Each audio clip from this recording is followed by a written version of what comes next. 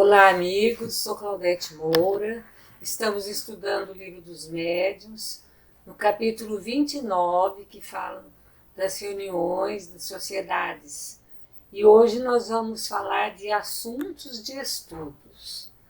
O Livro dos Espíritos, ele não esgotou a série de questões de moral e filosofia, porque ele foi o primeiro livro que Kardec fez, né?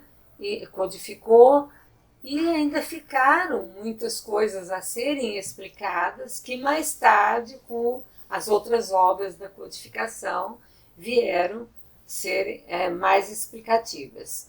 Mas essas questões de moral e filosofia, por isso que é útil a indicação da fonte de que se podem tirar novos temas de estudos, né? Então, vamos ver aqui. Evocação em trabalhos mediúnicos. Vejam bem, em trabalhos mediúnicos, Kardec fala muito em evocação, porque naquela época ele trabalhou muito com isso. Era necessário, ele estava fazendo uma pesquisa para depois, então, vir a público, explicar para as pessoas o que era o mundo espiritual, como eram os espíritos, como eles se comportavam. Geralmente, nos nossos trabalhos, atualmente, nós não temos tantas evocações. Se bem que se eu penso num espírito, eu não estou deixando de evocá-lo, mas a gente não faz aquela evocação como no tempo de Kardec, que ele fazia necessário para o trabalho dele. Mas, às vezes, também nós poderemos fazer. Então, aqui fala, quando nós recebemos espíritos vulgares, que são esses espíritos comuns, que ainda têm a sua inferioridade, e eles se retratam, né? E vejam bem, a distância desses espíritos mais comuns de nós é pouca. Eles se parecem muito com a gente. Então, quanto menor a distância que separa esses espíritos de nós, mais a gente pode comparar a nossa situação com a situação deles. Então, se vem um espírito e fala assim, ele se comunica e fala, eu estou sofrendo demais, porque eu prejudiquei de tal forma uma pessoa, e essa pessoa ficou muito doente, essa pessoa sofreu demais, e agora eu tenho esse remorso. Não é um alerta para nós? Será que eu prejudiquei alguém, que eu fiz alguma coisa para alguém, e eu sei, eu já fico sabendo, através dessa manifestação desse espírito, que eu também vou depois ter esse sentimento de remorso, de decepção, porque o próprio Kardec fala, né, que o que mais os espíritos sofrem no mundo espiritual é de ficarem desapontados com as situações. E se ele fala para as que cometeram crimes, ele fala para suicidas, ele fala para pessoas que nunca se importaram com essa parte espiritual, achando que era só matéria, e viveram da maneira que bem quiseram, muitas vezes prejudicando as pessoas, e claro que se prejudicando também, porque quando nós prejudicamos o outro, o primeiro prejudicado somos nós mesmos. Então, é claro que a gente vai sentir na pele, olha, eu vou ficar mais esperto com a situação. Então, as várias manifestações de espíritos mais comuns, que são mais perto de nós, mais chegados de nós podemos comparar a nossa situação com a situação deles. Então, de uma certa forma, a gente já pode saber se a gente tem uma viciação, um defeito, ou se a gente está procedendo em tal atitude, a gente já sabe o que pode nos acontecer. Então, não deixa de ser um aprendizado e um alerta para nós. E os espíritos elevados? Quando nós temos essa comunicação com os espíritos elevados, o campo de estudo se amplia. É claro, eles têm mais condição de nos aconselhar, além das questões psicológicas. Nós podemos propor uma infinidade de questões morais, porque eles têm condições de nos aconselhar, de nos elucidar.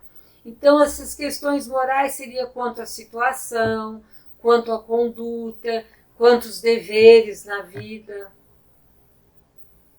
Então, vejam bem que não é só com os espíritos bons que a gente se instrui.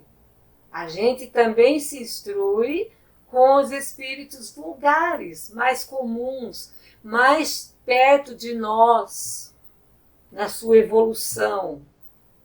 Porque também é um alerta para nós. O que eles estão sofrendo no mundo espiritual, pelas suas atitudes aqui na Terra, pode ser para nós um sinal. Olha, mude a sua maneira de pensar, de agir, porque senão você vai ficar igual.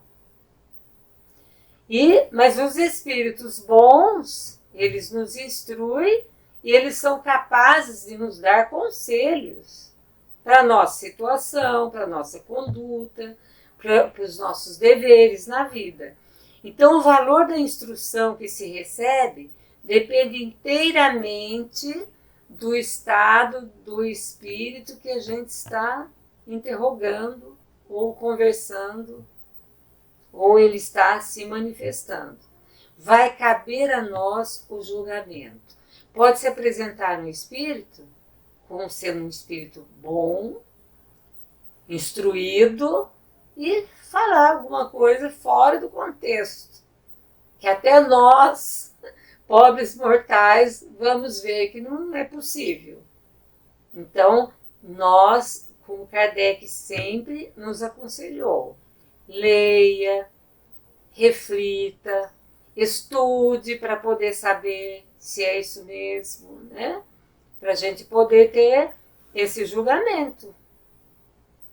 Isso Kardec falou das comunicações, das evocações, mas também ele falou das comunicações espontâneas, que são atualmente as que mais acontecem nos nossos trabalhos nas casas espíritas. Essas comunicações espontâneas oferecem uma infinidade de temas para estudos.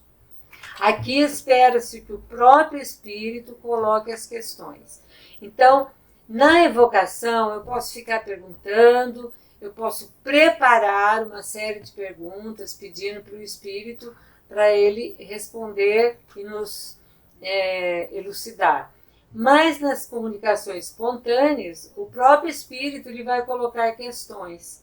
Muitos médiuns podem trabalhar ao mesmo tempo, porque como é através da psicografia, geralmente, muitos médiuns podem receber instruções ao mesmo tempo e psicografar aquilo que os espíritos estão falando.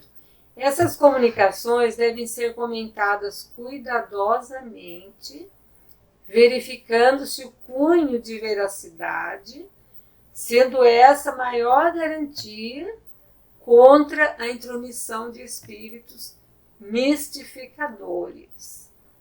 Outra vez aí o conselho de Kardec: leia, estude, reflita, faça o seu julgamento de acordo com o que você conhece, de acordo com os ensinamentos dos espíritos, e veja se é possível essa realidade. Vamos agora falar das atividades de cada sessão dentro de uma casa espírita. Quando nós vamos fazer uma reunião mediúnica, existem coisas, várias atividades que são feitas durante aquela sessão.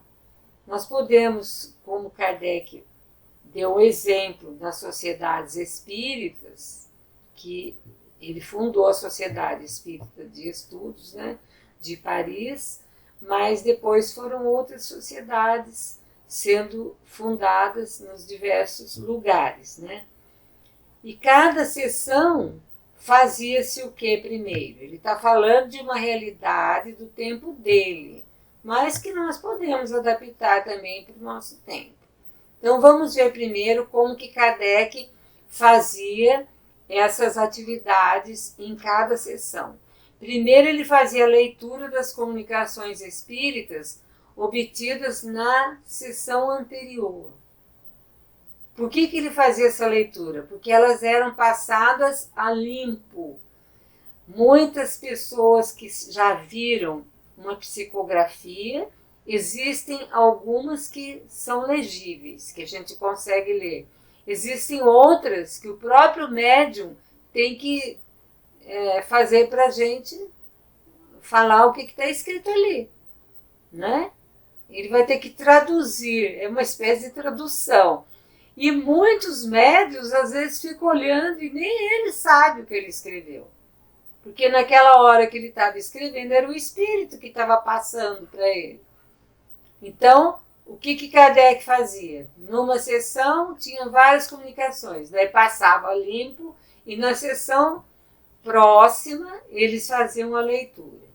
Depois o que eles faziam? Assuntos diversos, correspondência, leituras, relatos de fatos que interessam ao espiritismo. Então ele abria para fazer tudo isso. Depois ele ia para a matéria de estudo.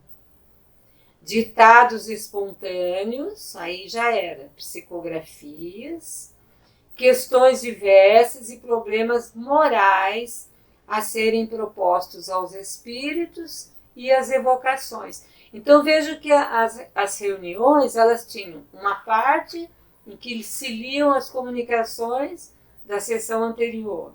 Depois eles faziam uma conversa, mas tudo com seriedade, de assuntos que era a correspondência daquele tempo, as leituras, relatos de fatos, que Kardec recebia muitas cartas de vários lugares, tanto lá da França como de outros países, de médiuns, de pessoas que relatavam fatos espíritas, que interessavam ao espiritismo.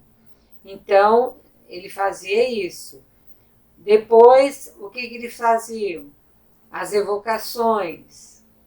Depois, eles faziam a análise. Exame crítico e analítico das diferentes comunicações. Então, eles não eram... Teve uma comunicação e tudo bem. Não, eles faziam a análise, o exame crítico e analítico, discussão sobre os diversos problemas da ciência espírita. Então, não era assim uma coisa alheia, eram coisas que interessavam e cada sessão era feita dessa maneira. Geralmente, os nossos trabalhos mediúnicos de hoje são feitos assim. Devemos chegar pelo menos 15 minutos antes de começar o trabalho, estarmos na sala da reunião, em silêncio, em concentração, ou fazendo leituras, né?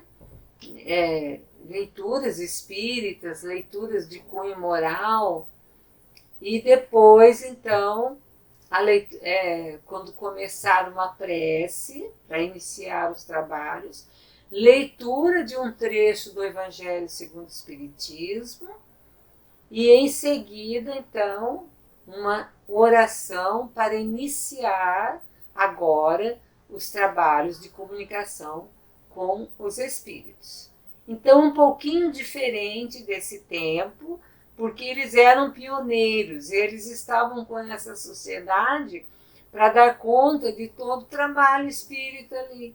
E também instruir as pessoas a respeito. Então, eles precisavam ter esse tempo aí, né? Então, é isso que nós devemos ver. Existem algumas observações, né? Os médiuns são elementos essenciais das reuniões espíritas, mas não são propriamente indispensáveis. E seria errôneo pensar que na sua falta nada se tem a fazer. Então, algumas reuniões podem faltar médiuns, que as reuniões se fazem de qualquer jeito, a não ser aquelas de experimentação, que é necessária a presença de um médium, para através dele serem respondidas as perguntas. E as reuniões de estudos, onde são falados problemas úteis, né, e proveitosos, tratados pelos membros da reunião.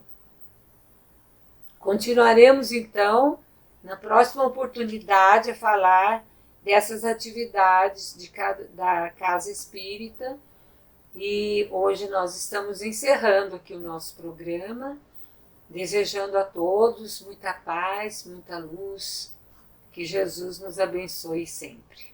Claudete Moura, para o divulgar.net.